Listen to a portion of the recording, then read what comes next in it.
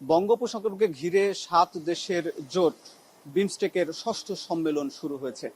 সম্মেলনটি হচ্ছে ব্যাংককের হোটেল সাংগ্রিলায়, যেখানে আজ শেষ দিন। এই সমাপনী দিনে অংশ নিয়েছেন বাংলাদেশের অন্তর্বর্তী সরকার প্রধান ডক্টর মোহাম্মদ ইউনূস, ভারতের প্রধানমন্ত্রী নরেন্দ্র মোদী সহ 7 দেশ, বিশেষ করে বঙ্গোপসাগরকে ঘিরে দক্ষিণ এশিয়ার 7 দেশ Malaysia, Thailand, Nepal, Bhutan, Myanmar, Sri Lanka এবং বাংলাদেশ, ভারত সহ এই 7 দেশের সরকার প্রধানরা।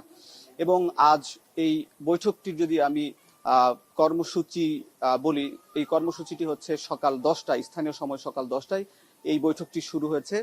এবং বৈঠকটি তারপরেই এখানে এই 7 দেশের সরকার প্রধানদের একটি গ্রুপ ফটো রয়েছে। এবং তারপর এই সম্মেলনের আয়োজক বিমস্টেকের এই চেয়ারম্যান, এই যে থাইল্যান্ড, সেই থাইল্যান্ডের প্রধানমন্ত্রী তিনি বক্তব্য দেবেন এবং তারপরেই মূলত এজেন্ডা ঠিক করা হবে। এবং তারপরে এই সম্মেলনের যারা লিডার তারা বক্তব্য দিবেন 1 ঘন্টার সেশন, যেখানে প্রথমেই বাংলাদেশের সরকার প্রধান ডক্টর মোহাম্মদ ইউনূস বক্তব্য দেবেন, এরপর বাকি অন্যান্য নেতারা বক্তব্য দেবেন। এবং তারপরেই মূলত যে একটি চুক্তি হয়েছে বা এই যে 3 দিন ব্যাপী যে সামিটটি হচ্ছে, যে সম্মেলনটি হচ্ছে, এই সম্মেলনের একটি চুক্তি হয়েছে গতকাল, যে চুক্তিটি হচ্ছে বঙ্গোপসাগরকে ঘিরে সামুদ্রিক জাহাজ চলাচল সহযোগিতা।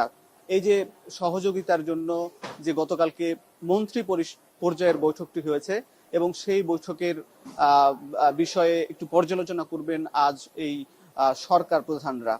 এবং যে চুক্তি ব্যাপারে তারা আলাপ আলোচনা করবেন, আরো কিভাবে এই বাংলাদেশ সহ এই যে বঙ্গোপসাগরকে ঘিরে এই 7 দেশের জোটকে আরো কিভাবে এগিয়ে নিয়ে যাওয়া যায়। মূলত এটি একটি অর্থনৈতিক জোট, যেখানে এক দেশ আরেক দেশের শুল্ক বাণিজ্য সুবিধা দেওয়ার পাশাপাশি কিভাবে এই সামুদ্রিক অঞ্চলের নিরাপত্তা নিশ্চিত করা যায়, এই বিষয়গুলো তারা তাদের বক্তব্যে তুলে ধরবেন। ডিজাইন, এলিগেন্স, বিউটি, সেরা পণ্য সবার জন্য জেভিকো। আমি যদি বলি, ডক্টর ইউনূস ভাষণ দেবেন বাংলাদেশ সময় আজ শুক্রবার বেলা 10টা 20 মিনিটে। 10টা 20 মিনিটে ডক্টর মোহাম্মদ, দুঃখিত, বাংলাদেশ সময় সকাল 9টা 20 মিনিটে ডক্টর ইউনূস ভাষণ দেবেন। এবং ডক্টর ইউনূস তার ভাষণে তিনি তুলে ধরবেন বাংলাদেশের প্রেক্ষাপট এবং বাংলাদেশের যে রাজনৈতিক প্রেক্ষাপট, গণ অভ্যুত্থান পরবর্তী প্রেক্ষাপট তিনি তুলে ধরবেন। এবং আওয়ামী লীগ সরকার যে নৃশংসভাবে এই গণ অভ্যুত্থানের সময় সাধারণ মানুষের উপর যেভাবে জুলুম নির্যাতন চালিয়েছিল সে বিষয়গুলো তুলে ধরবেন। আমরা যতটুকু জানতে পেরেছি, তিনি এই অঞ্চলকে আরো কিভাবে এগিয়ে নিয়ে যাওয়া যায় অর্থনৈতিকভাবে, নিরাপত্তার দিক থেকে। বাংলাদেশ আগামীর চেয়ারম্যান হতে যাচ্ছেন ডক্টর মোহাম্মদ ইউনূস। তিনি তার বক্তব্যে আগামীর এই বিমস্টেককে কিভাবে এগিয়ে নেবেন সে বিষয়গুলো তুলে ধরবেন। এবং একই সঙ্গে বাংলাদেশের প্রেক্ষাপট, যেমন রাজনৈতিক প্রেক্ষাপট এবং নির্বাচন প্রসঙ্গ, সেই বিষয়গুলো উঠে আসবে তার বক্তব্যে। এবং আমরা আজকে এই বৈঠকটি মূলত বা এই সম্মেলনটি 2 ঘন্টা ব্যাপী সম্মেলন হবে, যেখানে এই স্থানীয় সময় 10টা থেকে দুপুর 12টা পর্যন্ত এই বৈঠকটি বা সম্মেলনটি শেষ হবে। এবং তারপরেই নরেন্দ্র মোদীর সঙ্গে ডক্টর ইউনূসের একটি সৌজন্য সাক্ষাৎ হবার কথা রয়েছে। নরেন্দ্র মোদীর সঙ্গে ডক্টর ইউনূসের সাক্ষাতের ব্যাপারটি গণঅভ্যুত্থানের পরই বিভিন্ন সময় আলোচনা এসেছে। এর আগে যখন গত বছরের সেপ্টেম্বরে ইউএন সফরের সময় বাংলাদেশের পক্ষ থেকে আহ্বান জানানো হয়েছিল নরেন্দ্র মোদীর সঙ্গে একটি বৈঠকের, কিন্তু ভারত সেখানে সাড়া দেয়নি। আবার বিমস্টেক যেহেতু এই অঞ্চলের দক্ষিণ এশিয়ার একটি অর্থনৈতিক গুরুত্বপূর্ণ জোট, এই জোটের বাংলাদেশ এবং ভারত সমান গুরুত্বের অংশীদার। এবং সেই জায়গায় নরেন্দ্র মোদীর সঙ্গে বাংলাদেশের অন্তর্বর্তী সরকার প্রধান ডক্টর ইউনূসের একটি যে বৈঠক হবার কথা, যে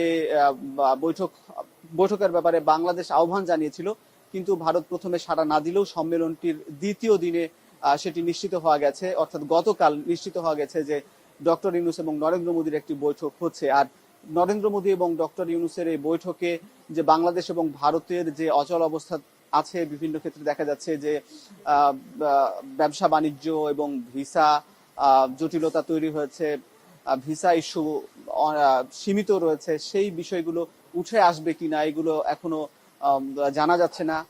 তবে বাংলাদেশ এবং ভারতের যে একটি বিপরীতমুখী অবস্থান বা বৈরিতা চলছে, সেই বৈরিতা কিছুটা হলেও লাঘব হবে বলে ধারণা করা হচ্ছে। যদিও গতকালে দুই নেতা পাশাপাশি বসে ডিনার করেছেন আমরা দেখেছি, এবং সেখানেও অন্তরঙ্গ মুহূর্তে তারা আলাপ করেছেন এমনটি জানিয়েছেন প্রেস সচিব শফিকুল আলম। তবে এই সম্মেলনে যেহেতু বাংলাদেশ আগামীর চেয়ার 2 বছরের জন্য চেয়ারম্যানের দায়িত্ব পালন করবে বাংলাদেশ, এবং দায়িত্ব হস্তান্তর করবে এই থাইল্যান্ড বাংলাদেশকে, ডক্টর ইউনূস দায়িত্ব ভার গ্রহণ করবেন। আর এই দায়িত্ব পরিচালনা করতে গিয়ে 7 দেশের সঙ্গে অবশ্যই যোগাযোগ রাখতে হবে বাংলাদেশকে, এবং 7 দেশের সরকার প্রধানরাও বাংলাদেশের সঙ্গে যোগাযোগ রাখবে, কারণ প্রত্যেকে তার দেশের ব্যবসা বাণিজ্য সহ এই অঞ্চলকে এগিয়ে নিতে এই জোটটি বিশেষভাবে ভূমিকা রাখে। এবং এই জোটটি মূলত বিশ্বের প্রায় 25% জনগণ, এই 7 দেশের জনগণ, এবং যেখানে বঙ্গোপসাগর সহ এই অঞ্চল দিয়ে কিন্তু বিশ্বের প্রাচ্য থেকে পাশ্চাত্যে জাহাজ যাতায়াত করে, সমুদ্রে পণ্য পরিবহন হয়। তো এই জোটটি নিঃসন্দেহে গুরুত্বপূর্ণ, এবং সেখানে ডক্টর ইউনূস বা আগামীর সভাপতির দায়িত্ব পালন করলে সেখানে নরেন্দ্র মোদী সহ অন্যান্য সরকার প্রধানদের সঙ্গে ডক্টর ইউনূসের যোগাযোগ রক্ষা করতেই হবে, এটি স্বাভাবিক প্রক্রিয়া। সেই জায়গা থেকে এই আগামীর চেয়ারম্যান হওয়াটা বাংলাদেশের জন্য বেশ গুরুত্বপূর্ণ। এবারের সম্মেলনটি তাই বিশেষ গুরুত্বের বহন করছে।